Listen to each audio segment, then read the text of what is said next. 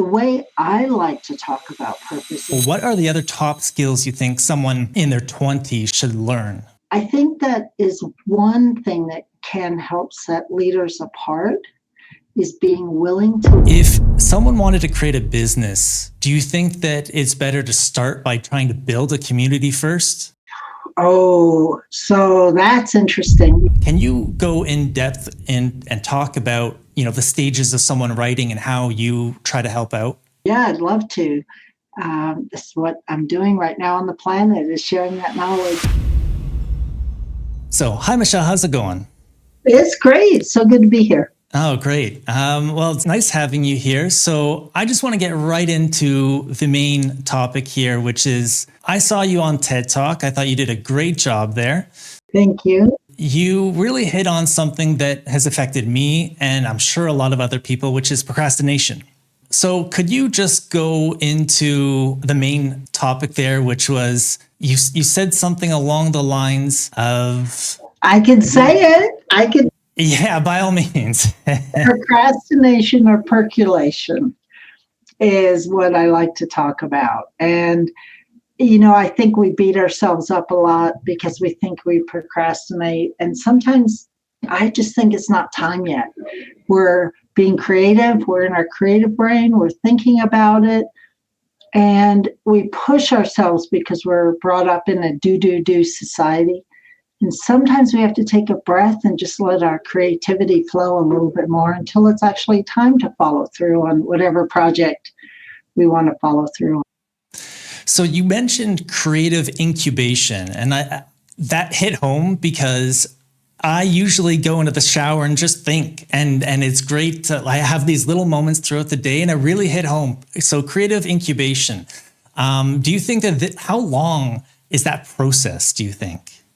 Gosh, it depends on the project. It depends on the person, right? So sometimes, for instance, the first book I wrote, I thought about it for like 5 years. And then when I finally sat down to write it, it came out in 6 weeks. It was really super fast.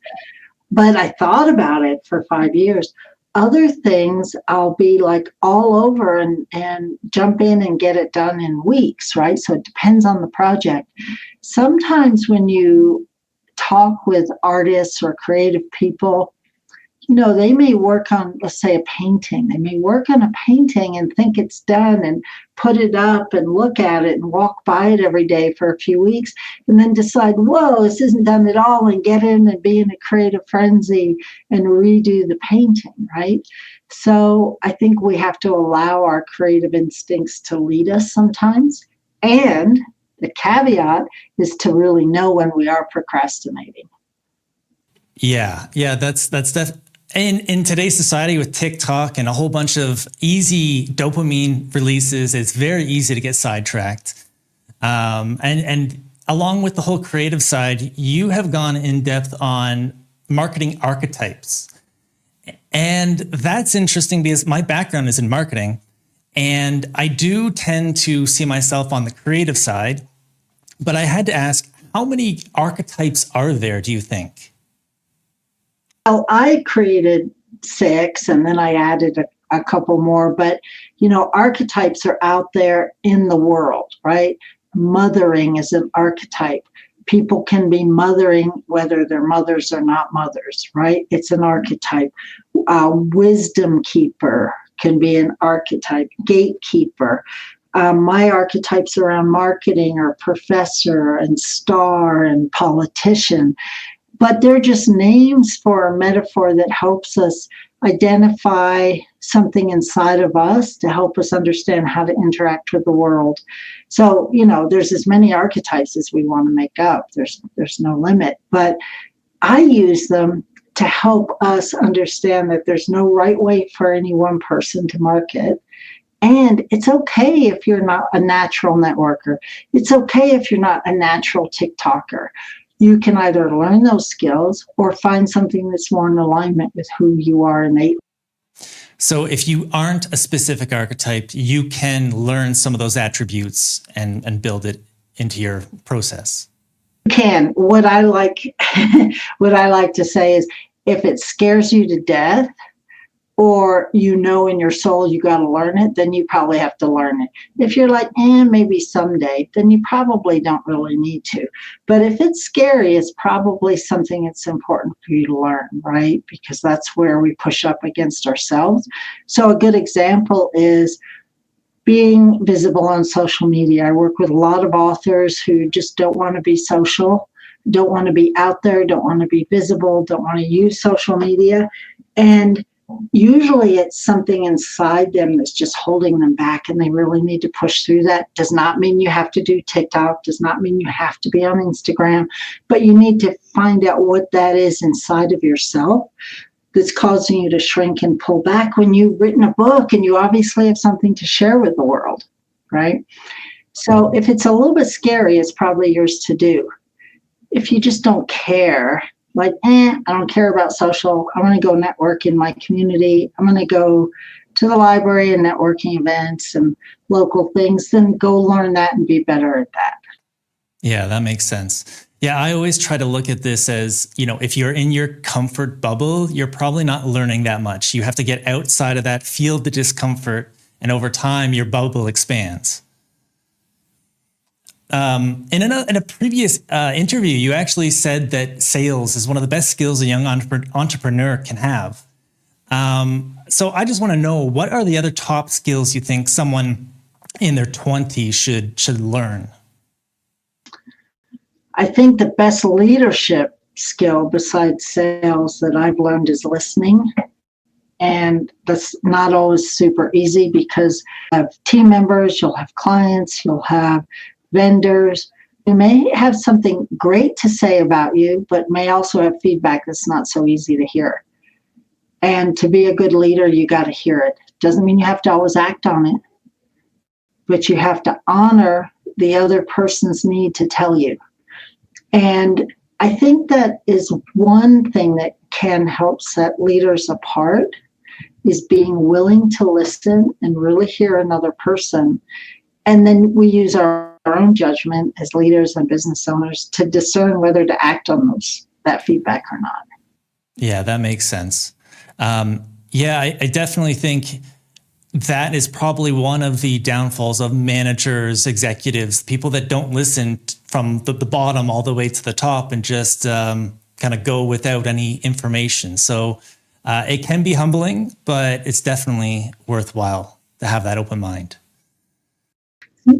It's not always easy to hear somebody tell you, you really screwed up, or this is not what I expected, or I hate this job, or whatever it is, because as a leader, as a manager, you want to jump in and fix it. You want to say, wait, we'll do this, we'll do that. And really your job is just like parenting, right? Your job is really just to sit back and listen for a minute. Yeah. It's a hard skill. You're right. Okay, great. Along those lines, this kind of ties into everything we've talked about so far, but purpose. So I know you've written 5 best-selling books, one being, Purpose, the Alignment Guide. So this is great. Can you just touch on what you consider someone's purpose?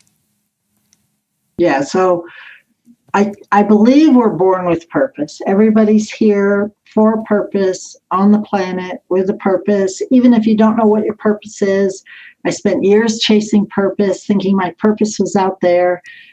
We can have passions that change. We can have compulsions or hobbies or anything that we like to do, and those can change and they can feel like purpose, but they're not. The way I like to talk about purpose is how we express our love in the world. So, and this goes back to archetypes. Are you innately a caregiver? Are you innately a networker? Are you innately a lover? Right? What is it that you just do naturally to the people you meet in the grocery store, to your kids, to your peers, to your team members, not to, but with, right? How do you interact with human beings or animals and the planet around you? And it's a verb. It's not a doing thing. So we tend to think as purpose as it's my job. I am a nurse. That's my purpose. Well, no, maybe your purpose is connecting with people to help them feel more comfortable. Or maybe your purpose is the science behind nursing and you're really interested in learning, right? And so maybe that's more your purpose. And so think of it as a verb and think of it as how you react and interact with others in your environment that you can take into your job, into your family, into your social activities. Might be teacher, could be any number of verbs, but it's not what we do for a living. Yeah, that's really interesting because I've always thought for many years, I want to be rich. I want to be, all money doesn't really matter in this case when you're talking about purpose. It's how fulfilled you are. Even if you're just cleaning up some garbage, you may be serving your purpose. The money side of things isn't really, or even the success side, isn't the matter right now. It's just how you feel with your journey. Is that correct? That's not to mean that you can't be ambitious and you can't enjoy having money and you can't be successful, right? All of those things round us out as human beings. And some of us want that and others of us are less inclined to go after those things. But purpose we all have. And we will just feel better about ourselves when we know we're on purpose. And that purpose is, so for me, part of my purpose is teaching and sharing. It doesn't matter where I am, I'm going to be talking about what I know and teaching. And right now it happens to be publishing and writing and those kinds of things. But I've always taught, but it used to be slightly different. It used to be around more around marketing, and it used to be more around art and other kinds of things. But the underlying energy for me is still teaching and sharing knowledge. Yeah, speaking of that, so I checked out your website, and I have to say it's very good, and it's impressive how you have laid things out for other people that want to publish or write. So you have the author path, the writing path. Can you go in depth and talk about the stages of someone writing and how you try to help out? Yeah, I'd love to. This is what I'm doing right now on the planet, is sharing that knowledge. So people usually either they break up into a couple different camps, if you were. They may have an idea and they think someday I want to write a book on this, or I know I'm supposed to write a book, or I really want to write a book and share my wisdom or my idea, but it's all up in my head. And I have a process to help get it out of their head, get an outline done, and get some writing prompts so that you can sit down and start writing against those writing prompts. At some point, that will go to an editor or somebody to read to see if you've got a book, right? It's not a book yet, shouldn't be a book yet. It should just be a first draft of all your thoughts, everything you've ever wanted to say. Then you go into rewrites and editing and more rewrites and more editing, which most people don't want to hear about, but it's part of the process to get to a great book. The other camp are people who come to me and say, I've written a book, I've got 50,000 words, what do I do next? Same thing might apply. You might go into editing and rewrites and more editing and rewrites. It depends how good that book is and how much work you've done on it up until then. So what I do is I help people, no matter where they are in the stage, get their book from good to great. That's what I love to do. Make sure your message is in that book. Understand why you're writing the book, who the book's for, what the purpose of the book is, and then help publish. And through that process, I started a publishing company, and I'm now owner of a publishing company as well. So that's a whole other conversation, but I can help people navigate. Should I self-publish? Should I submit a manuscript? Because I understand that whole world too now. So I have to ask about new technology that's emerging, because it really does play a role here, which is AI. And so are you afraid of it? Are you for it? How does it fit in? A little of both. So, I try not to be afraid of things. I'm also not the early adopter. So I'm usually the second stage. So we're playing with it. We're learning. How do we use it? How can we use it with our authors? It can't write books yet. It doesn't write in a human voice. There are telltale signs. I can read something and tell if AI wrote it usually. I mean, I haven't done the test, but usually if I get an email, I can go, oh, this was written by AI, I can tell. And it doesn't have your heart as an author, doesn't have your stories, doesn't have your words, doesn't have your purpose. Like, what is it that you're here to share in the world, right? However, AI's here.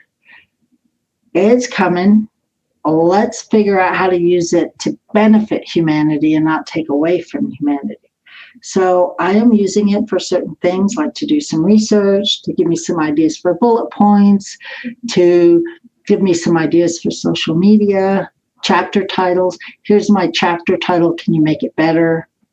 Usually it can't, but it'll give me ideas to jump off of to get a different chapter title, those kinds of things. Yeah, that's really interesting because that's the technology that we have today. And those are probably all the valid reasons to use it, right? Just some helpful, so you're not stuck. I wonder what it's going to be like in 5 years, right? If it's exponentially getting better. Right. We don't know. And, I'm old enough I actually ran my first business on index cards, ledger paper, and a landline, right? Who could have predicted where we are now? And that's been over, 40 years. But the next 5 years is going to show us as much change as the last 40 have, I'm sure. We don't know really what that is. There are people much smarter than me that have great guesses, but I don't think we really know. But I'm hopeful that it will be to benefit us all and not to take over us all. In the future, do you think that people's purpose will change in the sense that if writing becomes almost anyone can just input something and they get an end result, do you think that will ever take over people's main purpose of writing from their heart instead of just writing prompts and generating a book that's, I don't know if you could say more generic, but do you think that will ever change in the future where people will probably write a small portion and let AI take over the rest? I'm sure. Well, it's happening now. That happens now. People are doing that. You do have to disclose on Amazon and other online book distributors if you've used AI, and if so, what proportion of your book is AI. And Amazon is taking down a lot of books that were written by AI. I think the question actually is, will those books stand the test of time and will they be read by an audience, which is a different question. There have always been bad, boring books written. There's just more of them now than ever before because the bar is lower. So the good news is the bar is lower. Anybody can write and publish. The bad news, bar is lower. Anybody can write and publish. But just because you write and publish doesn't mean you've written a great book or that it will be read. So I think the question really is, will AI put out so many books that are not going to be read because they're not good books? Yeah, that's completely valid. I didn't even think of that. And you're right, because when it comes to image generation, we're almost seeing that right now on other fronts that is very generic, or everything is they're just using the same information to generate a whole bunch of different versions of images. Text will probably be the same thing going forward. Yeah. And you can tell an AI image, right? Yeah, right now. We'll see what happens in 5 years. In a year, and is that scary? Yes. Is it exciting? Yes. Will we still need graphic designers? Absolutely. Yeah, exactly. So what do the next 5 years look like for you? How do you want to help other writers in going forward? Well, my goal is always to help people tap into their purpose and make the world a better place. And that sounds so hokey, but that's really what I do through books, through writing, through connecting with people like yourself, right? And so I just see myself doing more of this through speaking and sharing my message and helping people write and publish their books. I think more than ever, we need people to really speak their truth, not out of a place of righteous indignation. I can't even say the word, right? Not out of place of fear, like, this is the truth, you have to do this, but a heartfelt truth of, this is my truth. I'm going to go live my life in the world. I'm going to go be who I am. I'm not scared to be who I am. I'm going to share my message, and I'm hopefully going to do it through love, right? It sounds so hokey, but I think that's the only way we can really get out of this place where the world's pretty troubled right now. Probably always been troubled, but because so much social and instant news, we're more aware of all the world troubles than ever. And so really the only way out of it is just for all of us to do our own healing work and hopefully help heal the planet. And hopefully I'm a small part of that. Oh, that's great. But do you think that tech and everything that's come over the past 10 years is hurting more than helping? So that's an interesting question. People are reading more now than they were 5 years ago. So whether they're reading on Kindle or listening to audiobooks, we still call that reading in the industry, or reading a paperback book, that's swung back. So that's good news. I was at an outdoor concert this last week with a whole pile of millennials, right? And I'm a lot older. Like 18,000 basically millennials in the concert. Nobody had a cell phone. The only people that had cell phones, they were like screaming, "Where are you? I don't see you," right? Wave.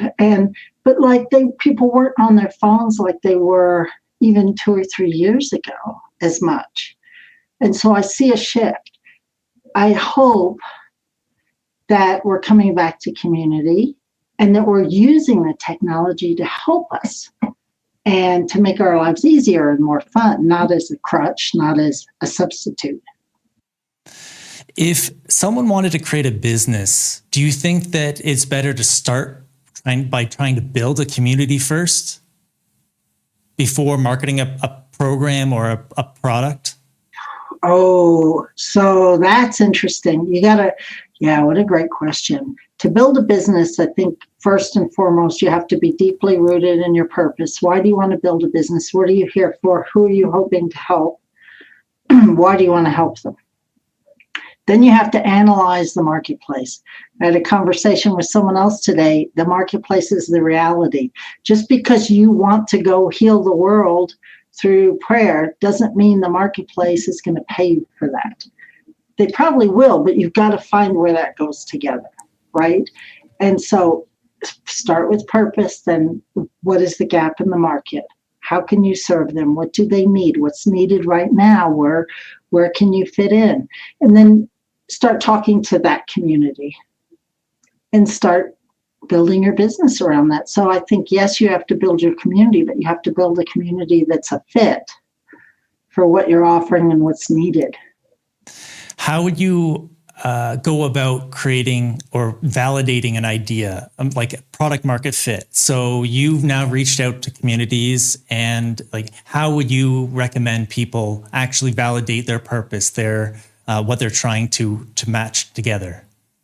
So I guess what I would call that is, does your offer sell, right? So you put together an offer.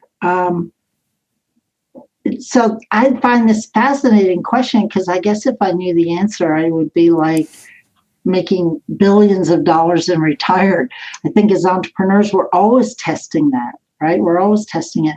So I'll put something out, maybe on social or to my email list. Hey, I'm going to do a publishing workshop. Does anyone want to come? 10 people raise their hand. I might put together the publishing workshop, right? You ask your audience, you ask your people. You test something. The price point doesn't matter really as much. It doesn't have to be like $17 or $97 or $997, whatever the old marketing gurus used to tell us. It's not the price, it's does it fit? And so you just have to test it. And I think in today's market,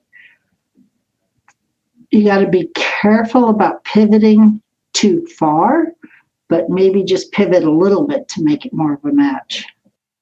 Do you look at how many sales have been made, or do you look at how many people raise their hands saying, I'm interested? People raise their hand. So for me, if I do I just did a publishing workshop. It was really small, meant to be small, intimate, 12 people in the group. They paid for the workshop. One person bought the next level up. Two more people are interested. That's a win for me, right? So we all have to look at our own numbers. It's kind of a numbers game. If you sell 1% of the people that sign up, or 10% of the people that sign up, or if you do one-to-one calls and you sell a third of those people, those are probably good numbers. You have to look at your numbers for you, for whatever your business is.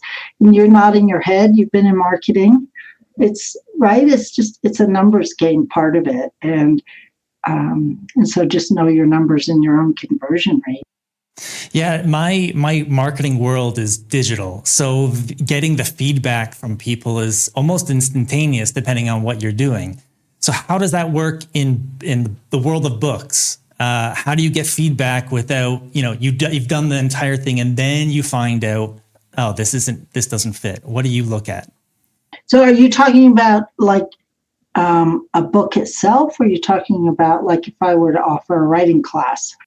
Yeah, like let's just say a writing class. I would assume that you would probably have also digital marketing components to the ads and social media stuff. But when you try to get people in person, do you convert, or do you how do you say, just look at the offline metrics the same way you would look at digital metrics? Are you keeping track of how many people sign up, how many people convert in person? Yeah, I am keeping track, and I can do much better at that. And I got to tell you, I've had lots of failed launches. And so lots of times when I put something out, I know it's going to sell and it doesn't sell. Or the worst thing is you do something live and you expect 50 people to show up and 2 people buy. And then you're like, crap, I missed the mark. Do I still do it for the 2 people, or do I refund their money and cancel, right? And I think that's the journey of an entrepreneur. So yes, we keep track of metrics, and could I do a better job? You bet. Yeah, you hit on something there, because I think the best way to learn is through failure. And I'm sure a lot of entrepreneurs fail more than they succeed. So when it comes to failure, what advice do you have for people knowing that? Like, do you try to do a post-mortem and look at what you did wrong, what you did right? If you're failing more than you're succeeding, what's the best way to learn from that?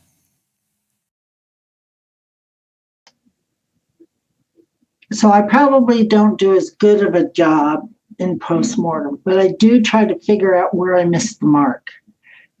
I do look at, did I not reach enough people? Sometimes it's I just didn't reach enough people, right? I sent an offer out to 1,000 people and expected 500 to buy, and that's just not realistic. So sometimes it is back to the numbers, but sometimes it's the offer was wrong, or the wording was wrong, or I didn't connect with my audience emotionally, or, sometimes like there's an earthquake or something happens in the news the same time that you're getting ready to launch, and so everybody's distracted. So I do kind of look and see what went wrong, but I don't dwell on it. I'm a forward-thinking person. I'm always like, okay, that didn't work. Why not? What's next? Let's go to the next thing. And entrepreneurs tend to be like that, right? We tend to always gloss over a little bit what didn't work. I do learn from that. I'm way better than I was, a decade or 2 ago, and I learn every day. I learn every single day. But I personally am pretty forward thinking. Great. Yeah, that's perfect. Well, I really appreciate all of the answers here. Honestly, it was great to talk with you. Is there anything else that you want to plug in, or talk about what's coming out for you in the next little bit? Well, I always like to say that if you have something to share in the world, it's yours to share. Don't hold back. There's no reason to hold back anymore. we're in the most transparent, authentic time in our life where we can just say what we want to say, and people that resonate will resonate, and just ignore everybody else. So if you want to write a book, if you want to start a podcast, if you want to get out there, it's a good time to do it. Do it. And, come sign up on some of my stuff. I got lots of free stuff out. Great. I'll make sure that in the description have links to everything that you're a part of if people want to reach out to you. Well, thank you very much. We'll talk soon.